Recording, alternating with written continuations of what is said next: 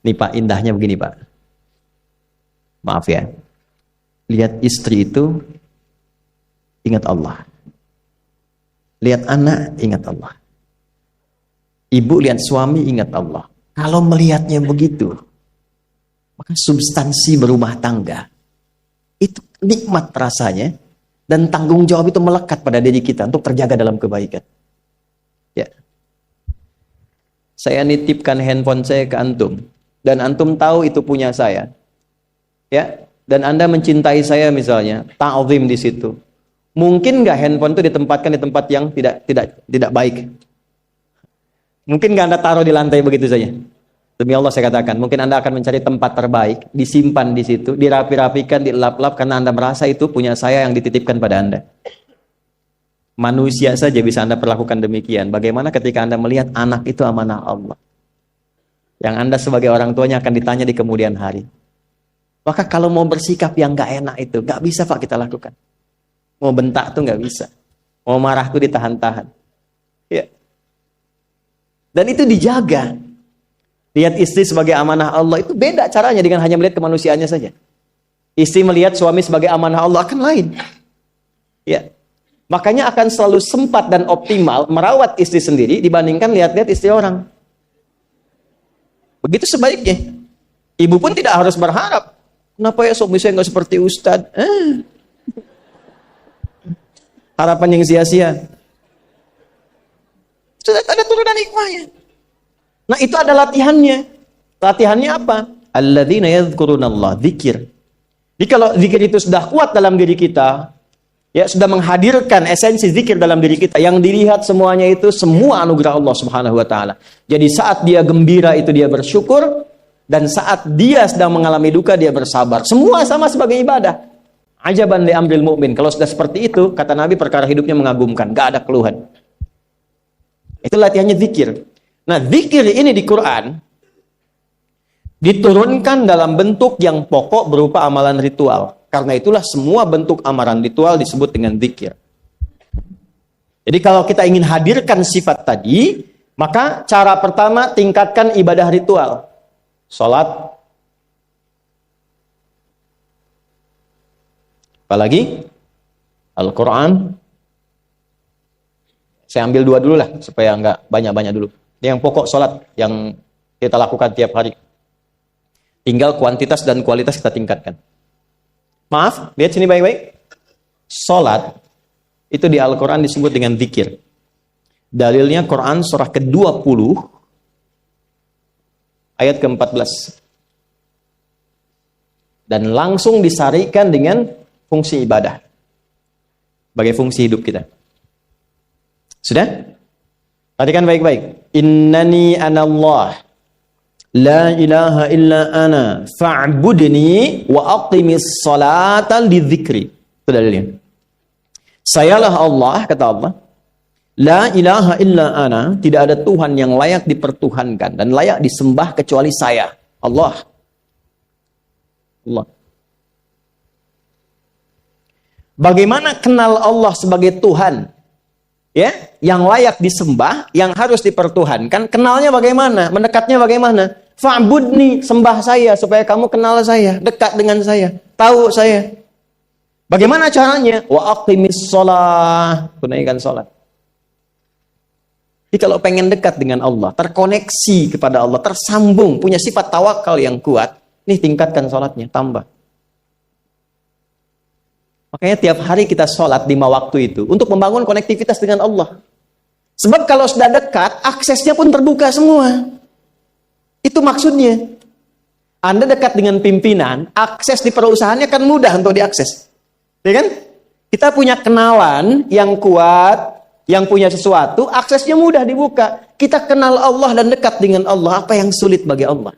Dan ini kita yakin. Nah sekarang Allah kasih jalan.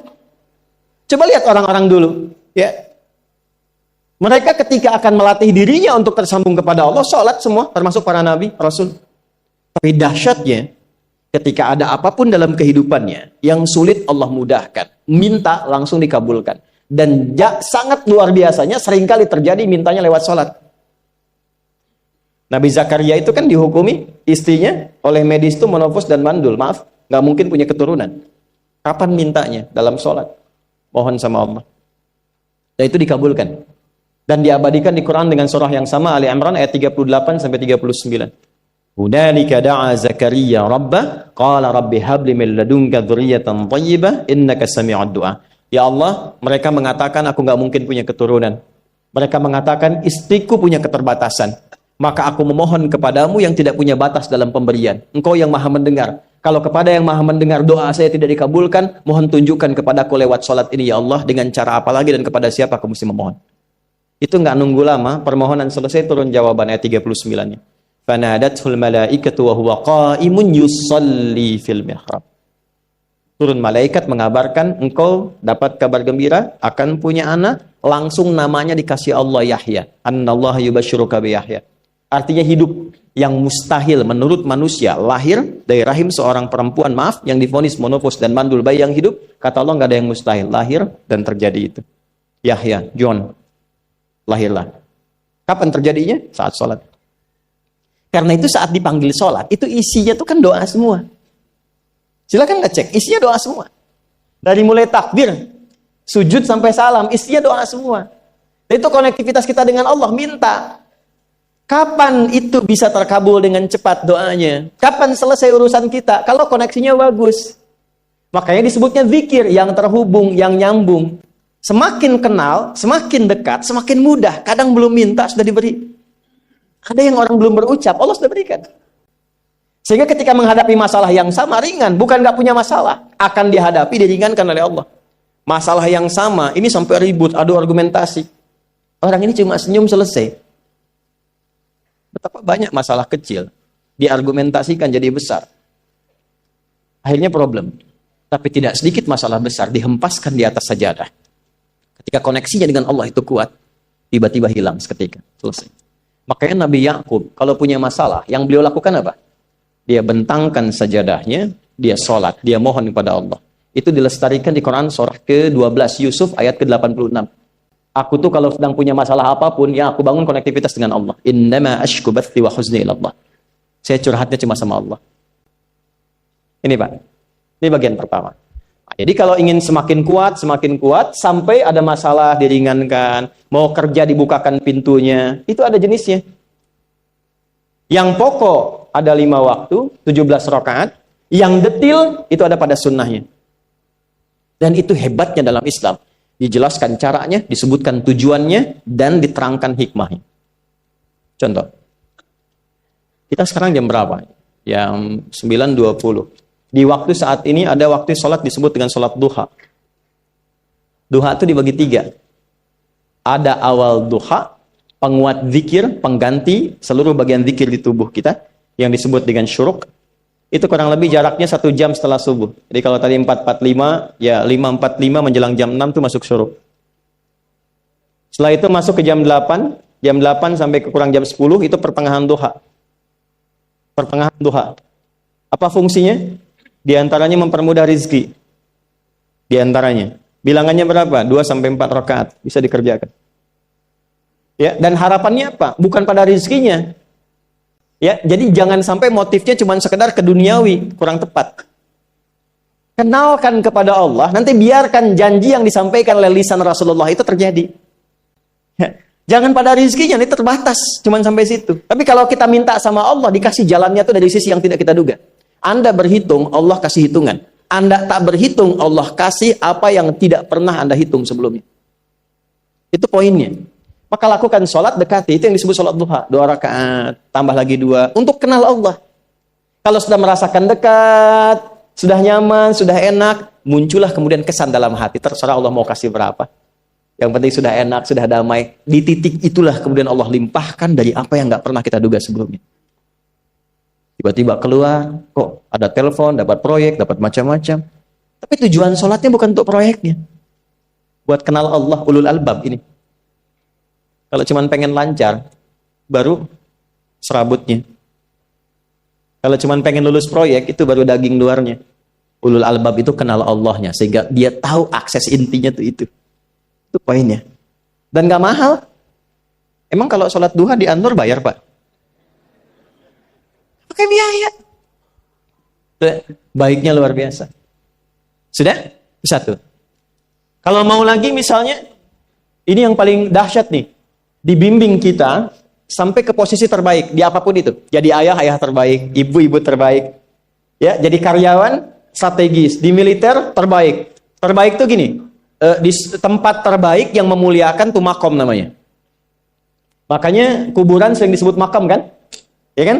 Maksudnya apa? Maksudnya Anda selama hidup, berkaryalah yang baik, ibadah yang benar, sehingga Anda wafat pun terhormat. Ya, kata makom itu pertama kali di Al-Baqarah ayat 125, makom Ibrahim. Ya. Ketika Allah sampaikan dalam Al-Quran, didapatkan di situ makom Ibrahim, wa idh ja'alna al-baita mathabatan lin-nasi wa amna wattakhidhu min maqami Ibrahim. Makanya kalau kita tawaf, itu dari mulai Hajar Aswad kan, sampingnya dekat sekitar 5 meter ada makom Ibrahim kan? Itu tapak kaki pertama beliau meninggikan pondasi Ka'bah, dan di situ diabadikan kemuliaannya sampai beliau wafat. Dikenal sampai sekarang. Ya, setelah sekian abad. Jadi kalau kita ingin terhormat dan masih dikenang sampai kapanpun, itu makom namanya. Tapi ada cara yang lebih hebat. Anda di posisi itu, lawan pun mengakui memang Anda yang pantas ada di situ. Itu namanya makom mahmuda. Makom mahmuda. Siapa yang bikin urutan 100 tokoh paling berpengaruh di dunia? Siapa? Saya tanya, yang nulis siapa namanya? 100.000? 200.000? Dia mencari langsung di Google tuh. Lambat mas, waktu habis. Michael Chart. Dia yang nulis, maaf ya. Urutan pertamanya siapa? Muhammad SAW. Yang nulis itu muslim atau bukan? Kok bisa tergerak hatinya untuk menempatkan seorang nabi muslim di tempat pertama? Saya tanya begini, kenal Abu Jahal nggak? Ya Allah, makin siang nih nggak fokus nih. Saya kira cuma di Bengkali saja yang kenal Abu Jahal, sini kenal juga. Baik, Abu Jahal itu, apakah orang ini tidak kenal Nabi? Kenal. Orang ini tahu, kalau saya sebut orang ini berarti kurang bagus ya. Kalau saya sebut beliau berarti baik ya. Abu Bakar saya sebut beliau, Abu Jahal orang ini. Maksudnya Abu Jahal. Apakah orang ini tidak tahu kalau Nabi itu mulia? Nabi unggul. Nabi hebat kan? Jadi mengakui sebetulnya Nabi unggul. Dan gulat dengan Nabi itu dalam olahraga kalah. Dia tahu Nabi itu kuat. Ya. Di dalam cinta juga tahu Nabi paling unggul. Abu Jahal melamar Sayyidah Khadijah ditolak, Nabi nggak lamar, Sayyidah Khadijah minta dilamarin. Ya. Dari sejak itulah dia nggak mau tahu semua yang dari Nabi, pokoknya semua harus jelek. Walaupun dia tahu itu baik. Nggak kenal, sampai nggak menanamkan pada dirinya nggak ingin kenal kebaikan Nabi. Nggak ingin kenal pada sesuatu, itu jahlun namanya. Jadi kalau ada mbahnya yang paling bodoh, yang nggak pengen tahu, itu Abu Jahal namanya. Maka sejak saat itu orang ini disebut dengan Abu Jahal. Tapi Abu Jahal pun itu meyakini kebenaran, kekuatan Nabi, cuman karena iri saja. Gitu. Tapi dia nggak bisa nolak. Menilai seseorang di tempat terbaik yang kita nggak bisa nolak dan mengakui memang dia orang yang terbaik, itu namanya maqam mahmuda. Tahukah Anda? Jalan untuk mencapai maqam mahmuda itu nggak akan mungkin kita dapatkan kecuali mendekati yang punya semua maqam, yaitu Allah Subhanahu wa taala. Dan jalannya lewat sholat. Itu lewat sholat. Tapi karena ini levelnya istimewa, tingkat tertinggi, ya prajurit pengen jadi komandan terhebat yang diakui, nggak ada orang nyoal. Di kepolisian pengen jadi pimpinan yang baik dan semua mengakui sehingga nggak ada yang nyoal. Di perusahaan pengen jadi pimpinan yang ideal, ya semua mengakui, nggak ada yang nolak. Itu maqam mahmuda. Jalannya apa? Ternyata nggak pakai uang, nggak pakai koneksi-koneksi yang tidak jelas. Koneksinya dibangun dengan Allah sehingga Allah melembutkan hati semua orang itu untuk menetapkan dia yang terbaik. Sholat. Karena levelnya tinggi, dinaikkan dari sekedar sholat fardu. Ditempatkan di waktu yang tidak biasa. Butuh pengorbanan, butuh perjuangan. Namanya tahajud. Turunlah Quran surah ke-17 ayat 79 sampai 81 itu. Quran surah 17 ayat 79 sampai 81. Ini poinnya. Wa minal laili fatahajjad bihi nafilatan laka asa ayyab'athaka rabbuka maqaman. Ini kan terjadi keanehan kan, ironinya. Anda pengen sukses, pengen tertinggi, Anda tahu Allah penentunya, Anda tahu Allah yang punya rizki, Allah punya kekuasaan, tapi Anda nggak mendekati Allah. Terus yang dipakai cara-cara salah, kenapa harus korupsi? Kenapa harus nyogok? Kalau SK-nya nggak Allah tetapkan, nggak akan turun juga.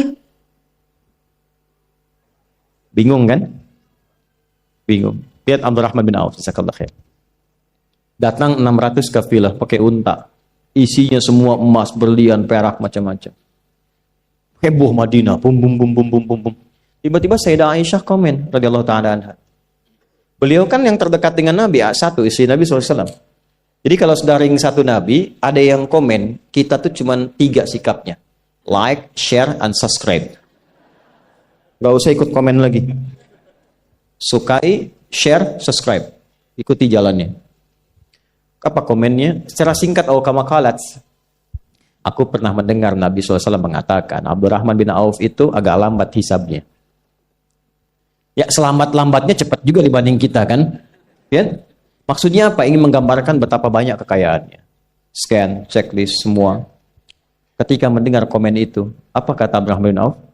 Saya jadikan semua yang baru datang itu saya sedekahkan semua untuk orang Madinah. Supaya mempercepat hisabnya itu. Saya sedekahkan semua. Bisa nggak begitu?